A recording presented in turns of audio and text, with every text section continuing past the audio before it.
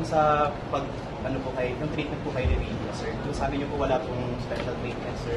Pero nung nakarating po tayo sa Sandigan, he was with you po dun sa, you personally accompanied him, sir. Yeah, well, pagdating naman doon, accused pa lang siya eh. Diba? Hindi pa siya arin.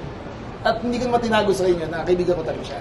Pero pinaliwanag ko rin sa inyo na the law is the law. There are no special favors. I have to do my job. So, sabi ko, ako na maghahatid sa'yo.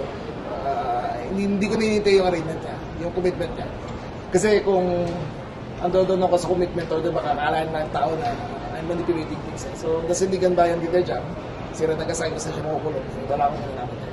Kasi parang ang nakukumpara ng tao, nung dumating kayo na pa siya ng pinto. Oo naman. As compared na dumating sila Bryce, naka-handcuff, naka-detail shirt. Ay, hindi kasi sila Bryce, confined na sila, naka-ano na sila eh, witness, nasaan ba sila doon? Sa Senate eh. So, ano na sila, considered deprived of liberty na sila eh. So, si Sen Longman, voluntarily na nag-surrender. At pagdating doon, ayun na yan, that is the end. Ayun na yung huling, my last act of friendship para sa kanya.